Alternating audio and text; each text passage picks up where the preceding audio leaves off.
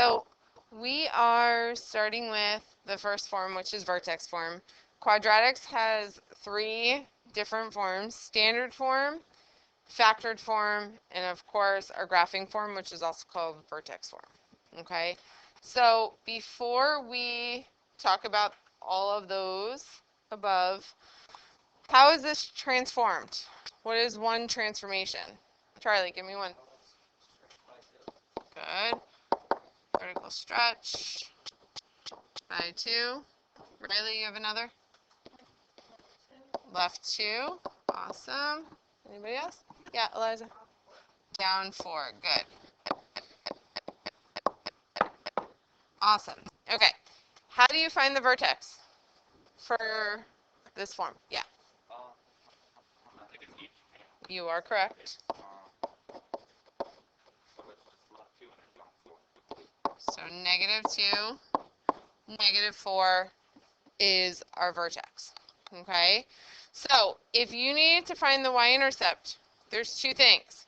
You could first put the vertex in the middle of that table of values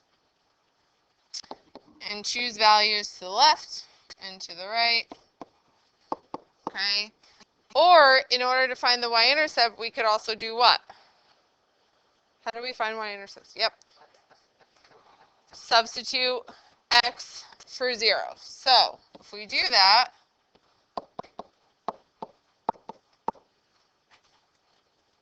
okay,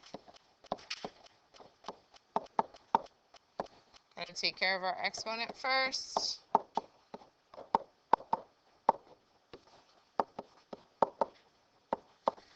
So we have a y-intercept of 0, 4. If I know 0, 4, what other value do I know of? What other point? Yeah. Good, -4, 4. So I'm going to graph those 3 points for now.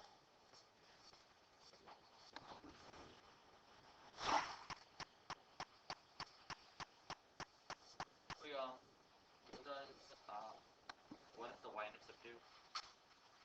Y-intercept is just a point on the graph where it crosses the y-axis. Okay.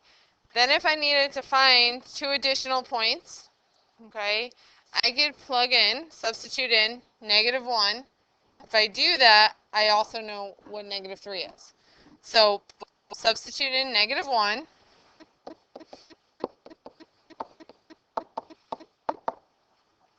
Okay, and see what you get for y.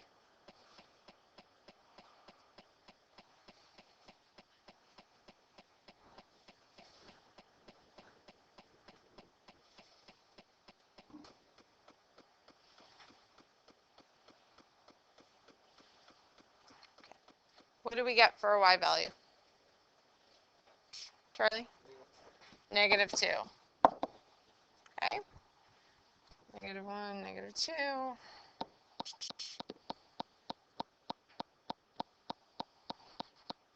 Here's our graph. Okay.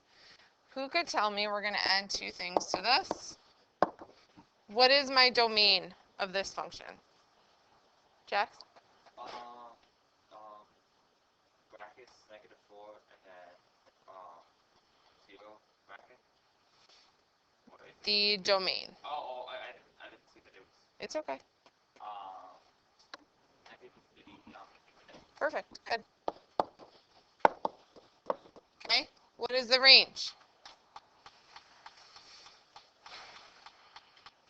Someone else who has an answer. Yeah, Kaden.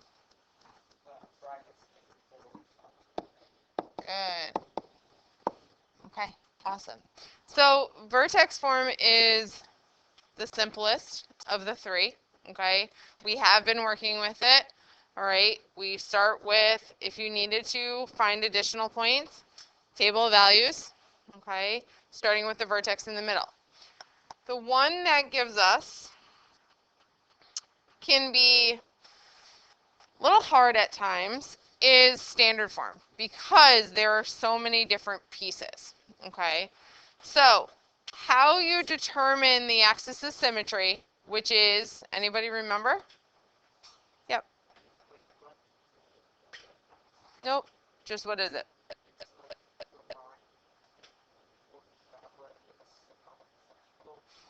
Good. Okay. So the axis of symmetry, if you draw that line, it cuts the graph in half. Okay. That's also your x value of your vertex. And in order to find that, the formula for axis of symmetry is negative b divided by 2a. Okay. So we're going to do this right now. Okay, to find the axis of symmetry. So negative, then we have negative 6, and this is from, okay, over 2 times 1. A negative times a negative is what? Positive.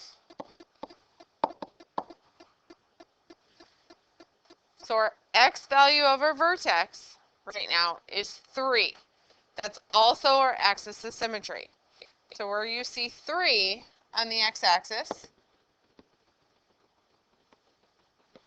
we draw a dashed line. Okay. All right. This is our axis of symmetry when x equals 3. Now, how do I find the other part of my vertex? What do you think I would have to do? Kate?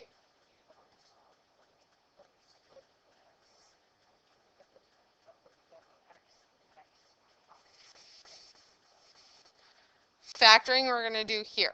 So we'll get to that in a second. But how do I find the other piece of that vertex? Yeah. Good. So to find the other piece of your vertex, you're taking 3 and substituting it into the function. Okay? So y equals 3 squared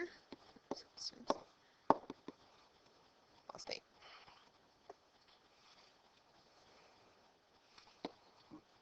What's 9 minus 18 plus 8? What is our y value? Eleanor? Negative 1. So our vertex is 3, negative 1. Okay? So for standard form, to find the vertex, it's negative b divided by 2a. Sub x in to find y. That's how you find your vertex. Negative b over 2a. Find that x value, plug it in to find y. Okay? Now, back to what Kate said before. How can I determine the x-intercepts? Noella? Good. You would set y to 0. So x squared minus 6x plus 8 equals 0. And then you would factor. Excellent. So how would I factor this? What multiplies to 8 and adds to negative 6? Kate? So x minus 4, x minus 2 equals 0. So now we have to take that one step further by solving. So what are my two x values? Jaden? 4 and 2. So again, x-intercepts, 4, 0, 2, 0.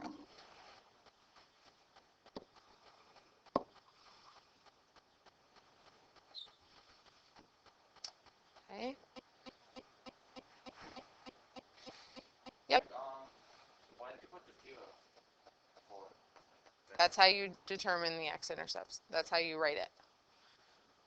Because you're substituting 0 in for y. How can I determine the y-intercept? Okay. Good. So we set x equals to 0.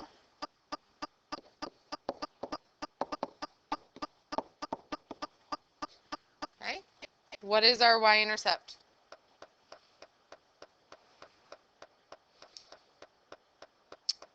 Yeah, Grant. 8.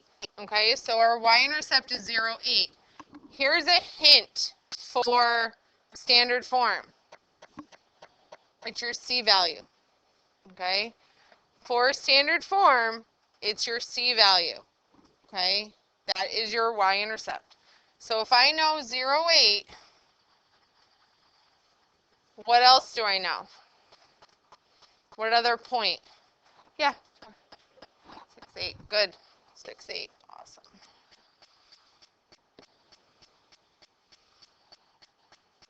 Good.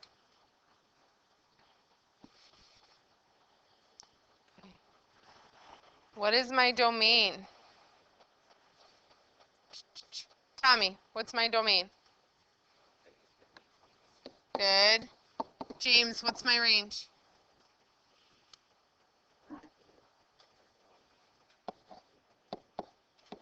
Good. Okay, here, does it have a max or min? Min, good. And what value do we use to describe the minimum? Kate? Perfect. Excellent. Okay, so how many of you remember, obviously example 1 we know, right? We just did it. Example 2, how many of you remember standard form? A few of you. Okay, all right. Okay, and the last form is factored form. Okay, this is called factored form because what can we identify from here? There's another name for it as well. Yep.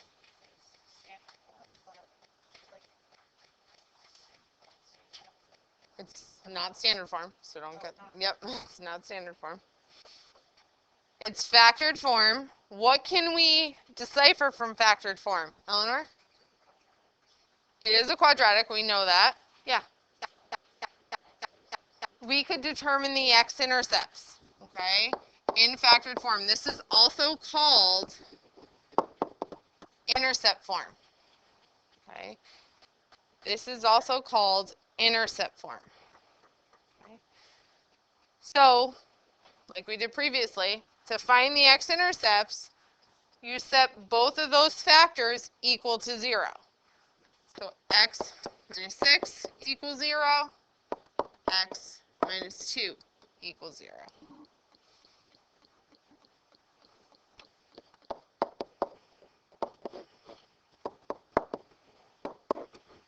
So your two x-intercepts, 6, 0, and 2, 0.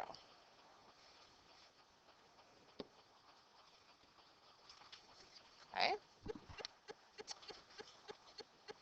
Now, how to determine the axis of symmetry, which is your x value of your vertex. Here is the formula to give you. The x-intercepts are called P and Q. If you look at the first page, it gives you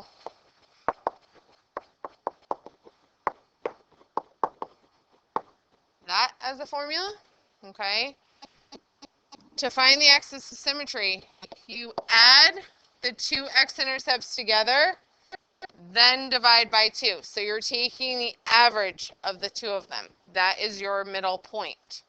So in this case, we're going to take 6 plus 2, divide by 2.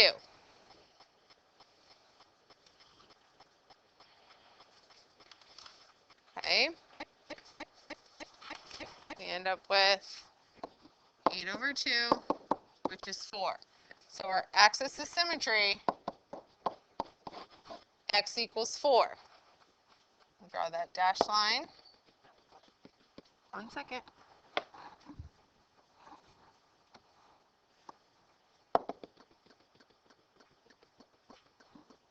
Yes. Isn't it possible to do it the other way? What other way? Do it like negative like p divided by 3. You can't because it's in a different form. If you FOIL it back to standard form, you can, but here you can't. Okay, so if I know my x-intercept, axis of symmetry, sorry, how do I find the y value for the vertex? What do I do?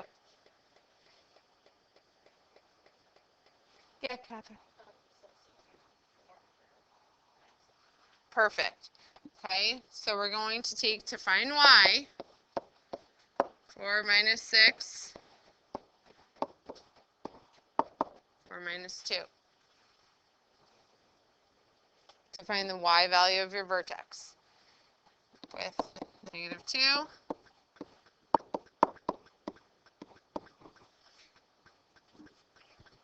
Okay.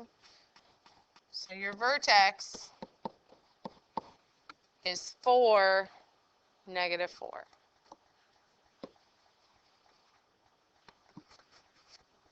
Your vertex is 4, negative 4.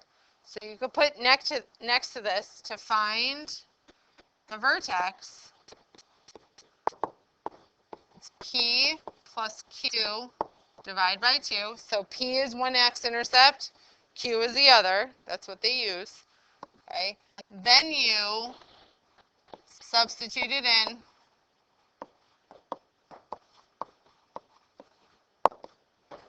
Okay. Substitute x in to find y.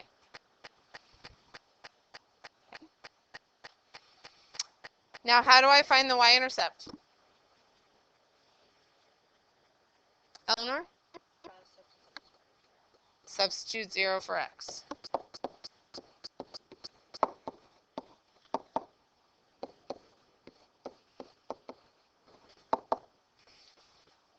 What is our y-intercept? X. 12. So our y-intercept is 0, 12, which is all the way up here. I think it looked to me like the way I found it, I suppose that agree. Yeah, I basically put it into like the x squared. You would if you factor it back. If you do x squared minus 8x plus 12, if you go back that way, then you could still do that, but you have to know all three ways. Okay? So this is factored form or intercept form. We just reviewed standard form, and we know vertex form. Okay?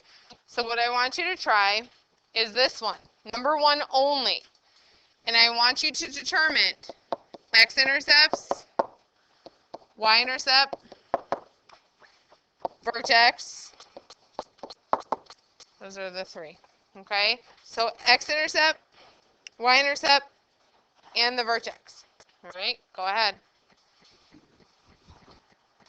Let's look at this because some of you are stuck because there is an a value in front. Okay? The a value is just telling us what? What's going to happen with this graph? Yeah.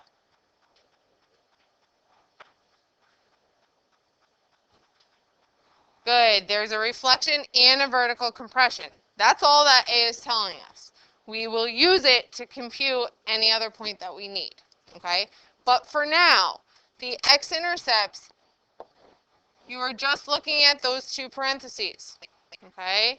So you set them both equal to 0. We have an x-intercept of negative 8, 0. We also have another one at 4, 0. Okay, so we know that already. We have negative 8, 0. We also have 4, 0.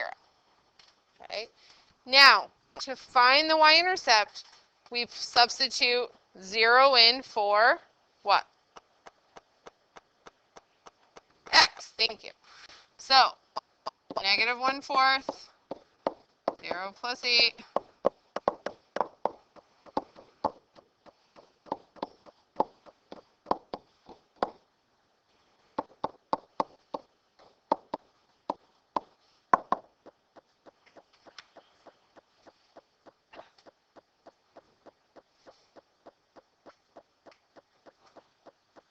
Oops.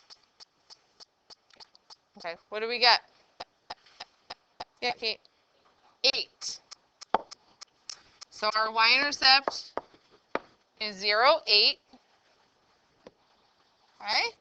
Now, to find the vertex, hold on one second. To find the vertex, you take both of those x-intercepts and add them together and divide by 2. Okay? So that is your axis of symmetry. Negative 8, plus 4 divided by 2.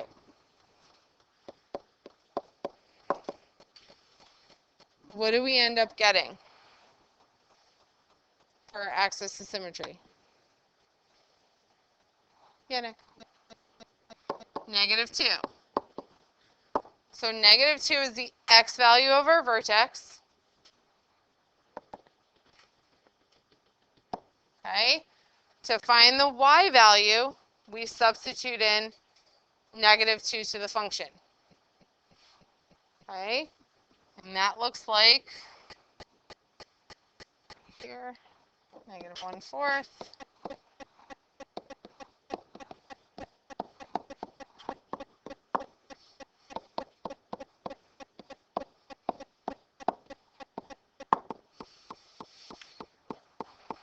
What is our y value of our vertex? Yeah, Charlie. 9. Okay? 2, 9, -2, 9. We also know this guy. Oops.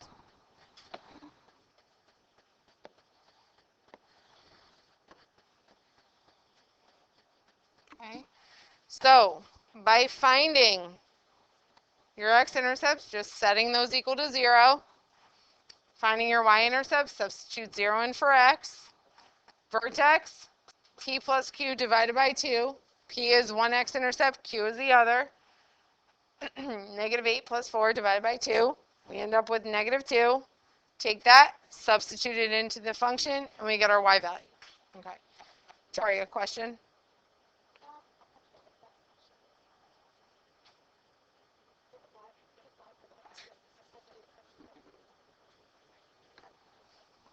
Because the y-intercept, you're substituting in 0 for x, so you have to do it all.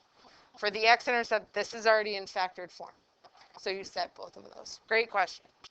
Okay, so looking around, some of you stopped here, okay, or we're trying to do this one. There was a reason we went through, tried this on your own first to see how you did, okay? This is the one I wanted you to think of how to do this, okay? We look at number 2. This is given a graph, okay? You're given a few points on. You have 1, 0, which is here in blue, 3, 0, and the vertex, okay? What are my x-intercepts? KR, what are my x-intercepts? Good, 1, 0, 3, 0. Zoe, what is my vertex? 2, -2. Okay, we're going to save the leading coefficient for a second. Some of you could figure it out, but we're used to vertex form, right? But what do we have to find in vertex form? What value? That will be the same as the leading coefficient.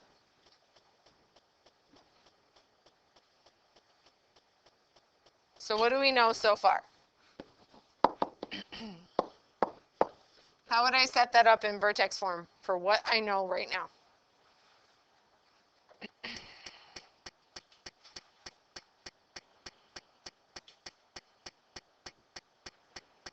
Kip?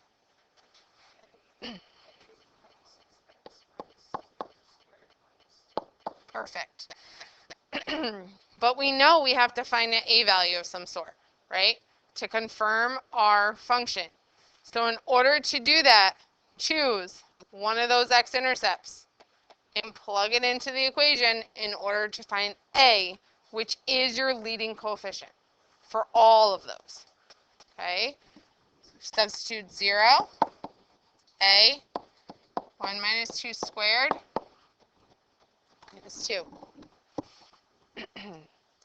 So we add 2 to the other side, -1 squared.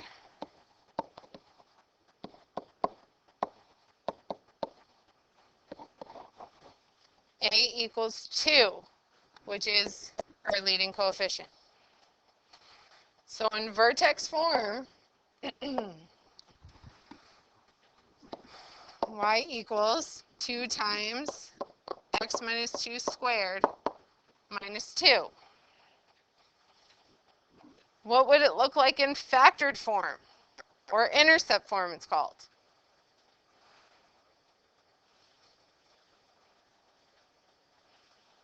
Yep. Y equals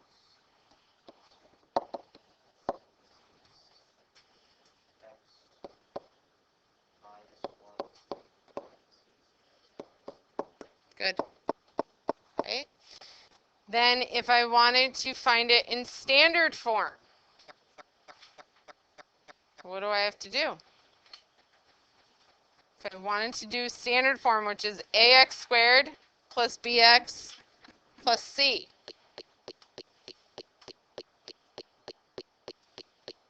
what would I have to do?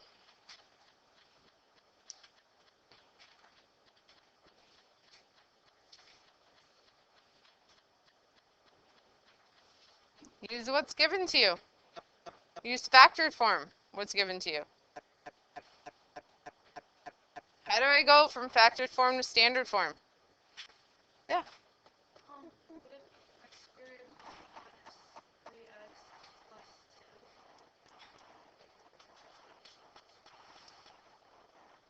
Getting there. Jax? 2x squared plus like negative 2x. Okay. What do you have to do first? Forget about the 2 for a second. Yeah. You would multiply the factored form one by taking x minus 1 times x minus 3 first. X squared minus 4x plus 3. Because when you do x times x, you get x squared. Then you have negative 3x minus 1x, which is negative 4x. Negative 1 times negative 3 is 3. Then, lastly, distribute by 2. That's how you go from factored form to standard form. We didn't need to do anything else. Distribute those two binomials and distribute the leading coefficient.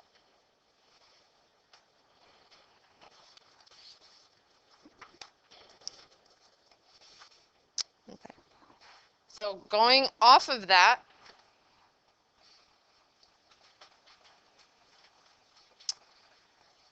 we're going to multiply the following to go from either intercept or vertex form to standard form.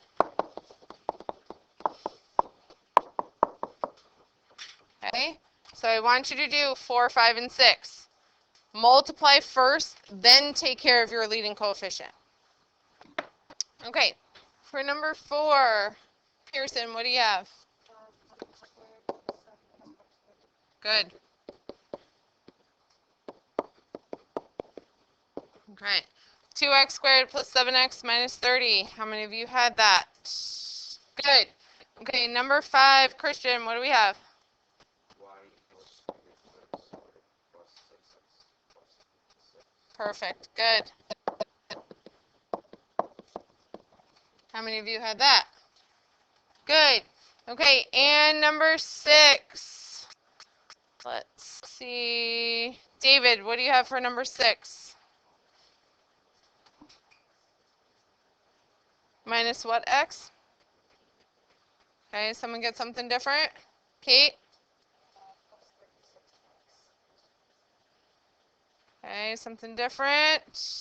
Yeah, Grant.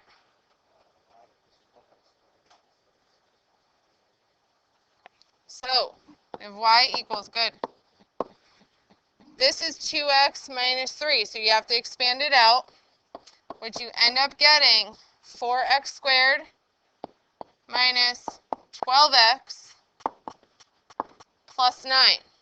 Okay, when you expand it out. Okay, then you have to distribute the 3.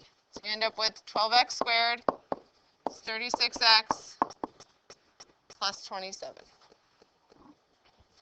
Okay. All right. Questions? the last 6 right here, okay?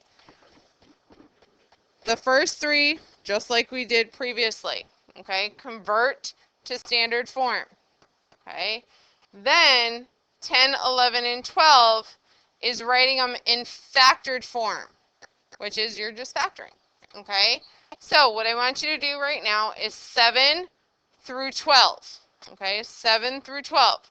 Then we're going to move on to word problems, okay? 7 through 12. If we go through these, okay, for number 7, that's correct. X squared minus 2x minus 8, okay? Number 8, negative 3x squared minus 12x plus 15 is also correct. For number 9, x squared minus 6x plus 8. How many of you got those? All 3. Any questions on any of those 3? Okay, awesome. For number 10, x minus 11 times x plus 4, good. For number 11, if we had that, it would be x squared minus 64. Yep. Why did they make it plus 4? Because what multiplies to negative 44 and adds to negative 7. So So you're not solving for x. I mean, like, get the painkiller that you had to solve before it. All we're doing is going into factored form. So all you're doing is factoring. That's it. You're not solving for P and Q. Okay. So for number 11, they both should be x minus 8 times x minus 8. Okay. That is a perfect square trinomial, which means you're expanding it out, it's going to be the same. If it was in vertex form, we would have y equals x minus 8 squared. That's how you would get vertex form. Okay? And the last one, number 12, x plus 3 times x plus 1. Awesome. Okay? Any questions on those? Okay. We are going to switch gears right now. Okay, if you guys in your packets turn to, and take your calculators out as well, turn to page 8, which is just your next page.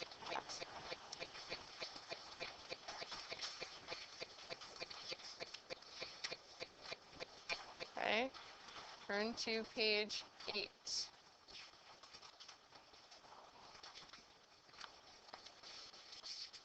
Okay, so you will need a calculator for this.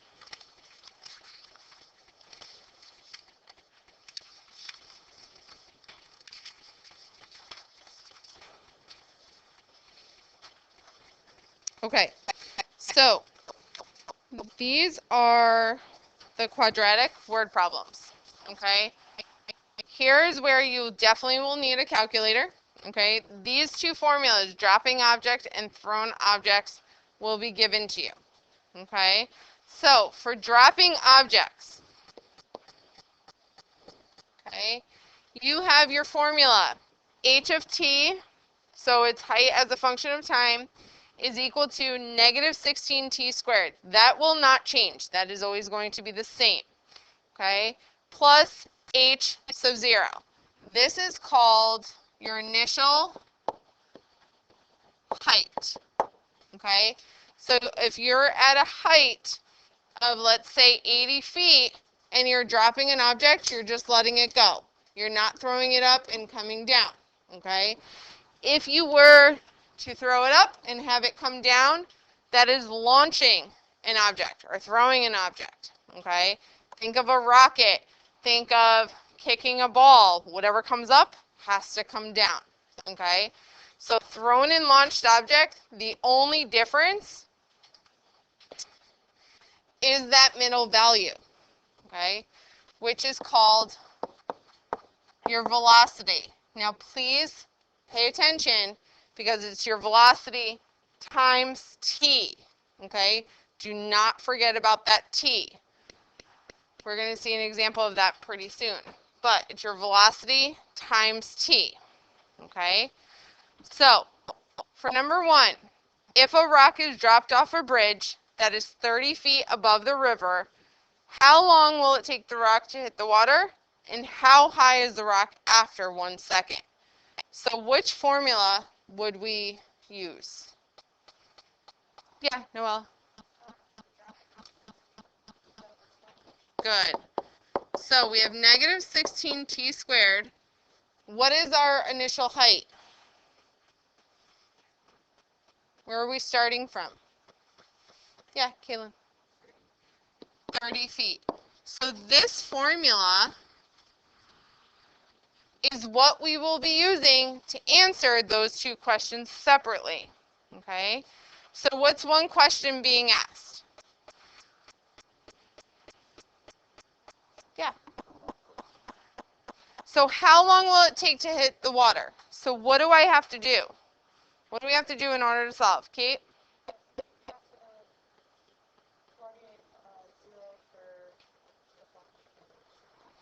Good. So to answer that first question, how long will it take the rock to hit the water?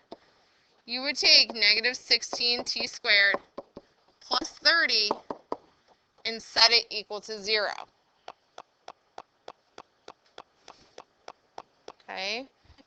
How would I go about solving that? What would you have to do? We're trying to find how long, so we're trying to find t. What would we have to do? Charlie?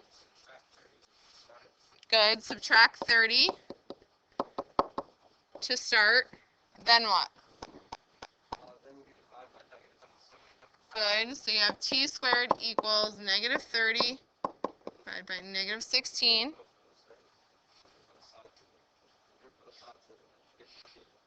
Correct. So in your calculators, negative 30 divided by negative 16. Round to the hundredths place.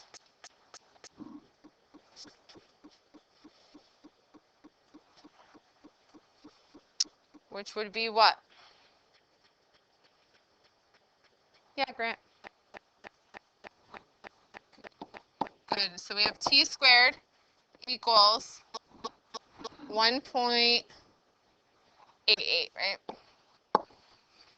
And then we have to take the square root. Now, typically when we're solving by taking the square root, what needs to be included? Typically. Who remembers? Yeah, Kaden. Plus or minus, but which one can we eliminate?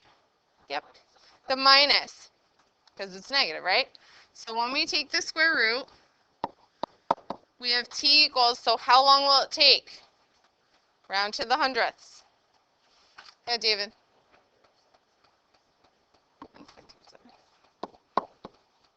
0.37 seconds.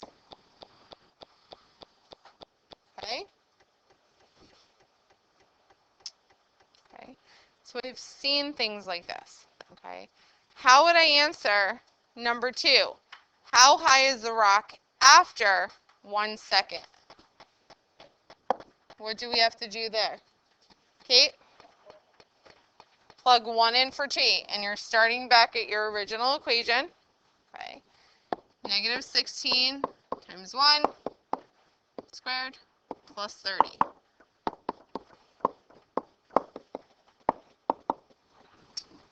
What do we end up getting?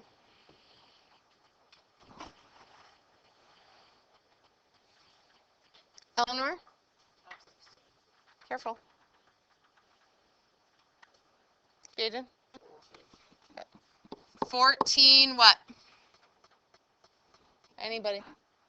Kaden? Feet. Okay. We end up with 14 feet. Okay. So, keywords. How long? You're solving for t. And then how high? You're solving for h of t. Okay? So again, dropping objects, very simple. You're solving by square roots, typically. Okay? The next example we have, number 2. Now, I apologize for not leaving you enough room. So if you need separate sheet of paper, you could do it on a separate sheet of paper. Okay, there's a lot of parts here. Okay, an object is launched directly upward at 64 feet per second from a platform of 80 feet high. Okay, what will be the object's maximum height? When will it attain maximum height? When will the object hit the ground? And when is the object at 140 feet? So a lot of things going on, okay? First, what equation do we use? Yep, the second one. Good. So we have h of t equals negative 16t squared. What's the value of our velocity? Yep. Good. Plus 64t. And then our initial height is 80. Okay. So that is the equation we will be using. Now, what two questions can you answer together?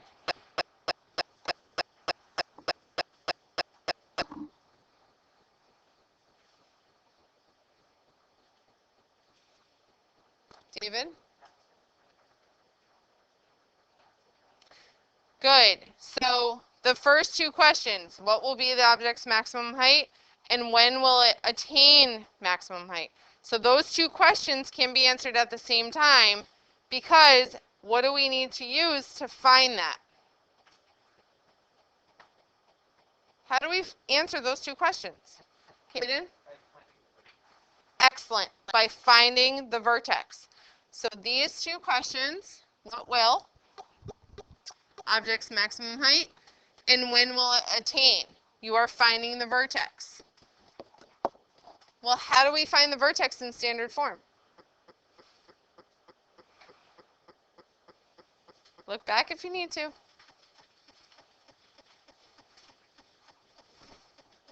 David? Okay, so we have to answer this question first. When will it attain this height? By finding the axis of symmetry, which is negative b over 2a.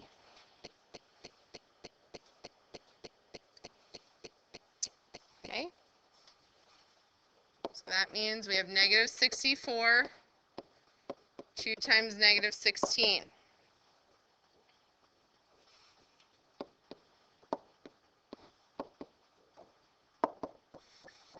Negative 64 divided by negative 32 is what?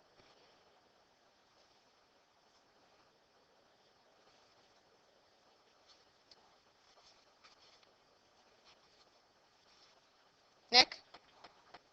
2. 2 seconds. So at 2 seconds, we will attain maximum height. Now, how do we find what will the maximum height be? Yeah, Kate. Perfect. So we have negative 16, 2 squared.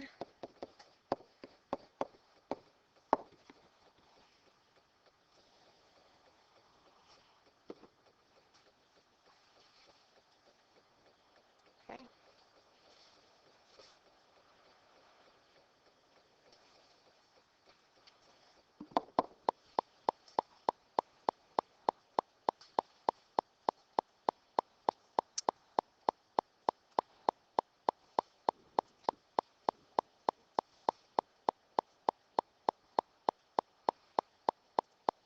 All right. What is maximum height, Grant? Good. 144 feet. How many of you did get that? Yes, Kate?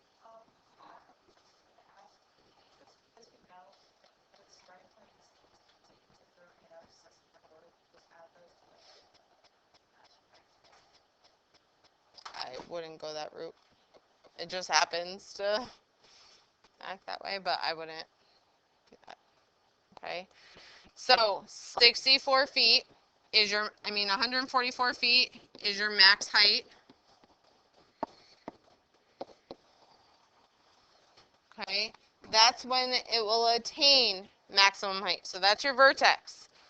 2 seconds will be at 144 feet.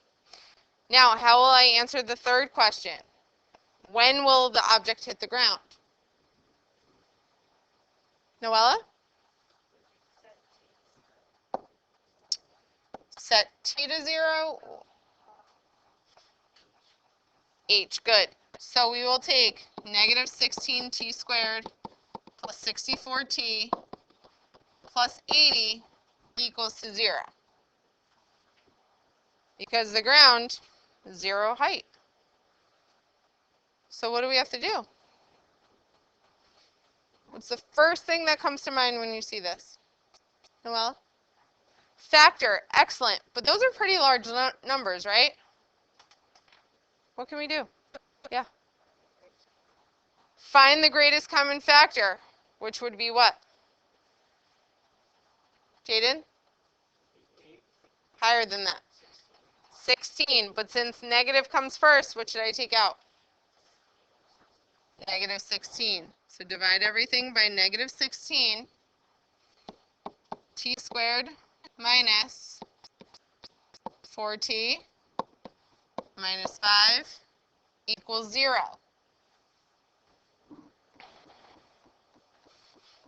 How would I factor that?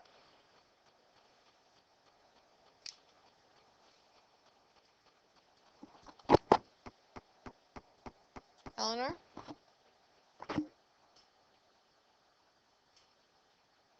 Jaden? Kate? So we have t minus 5 and t plus 1 equals 0. Automatically, which one can we eliminate? Kaden? It's not negative 1, right? Because if we set this equal to 0, we get negative 1. We can't have negative time. So how long will it take this object to hit the ground? Yep. 5 seconds.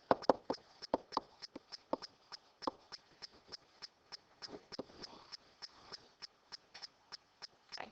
Good. Any questions so far? I know this is a lot of parts. However, you've seen a lot of this already. Okay. And the last question, and the last thing we'll do. When is the object at 140 feet? Now, if you draw a picture, how many times do you think it's going to hit 140 feet? Grant? How many? Twice. How? Perfect. On the way up and on the way down. So how do I do that? Jaden? Not the x-intercepts. You will eventually, but what do you have to do first? It wouldn't be x-intercepts. It's where the intersecting two lines are. Yeah, James?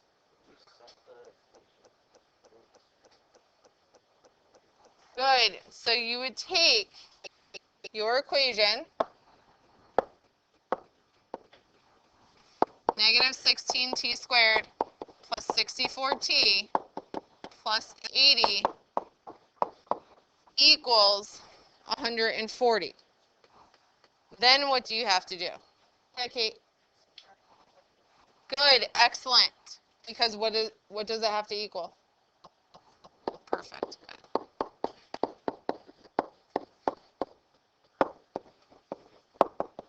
Okay. Now what?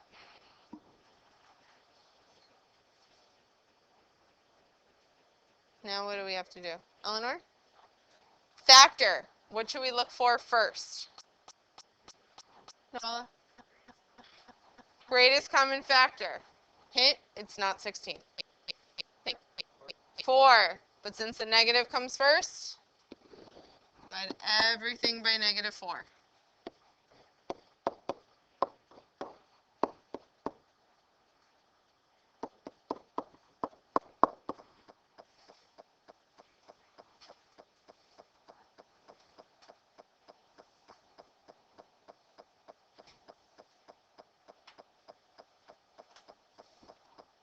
Okay.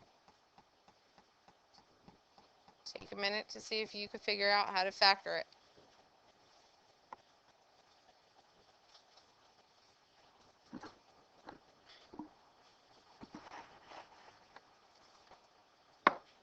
Okay, how many of you did end up getting these factors?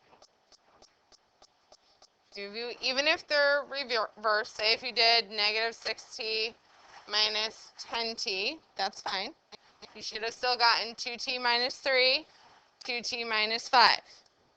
Okay, set those both equal to 0. You do have fractions, but we're talking about seconds. So you end up with 1.5 seconds on the way up and 2.5 on the way down. Okay, how many of you got both of those answers? Okay, questions? You good? Okay, we did go through a lot.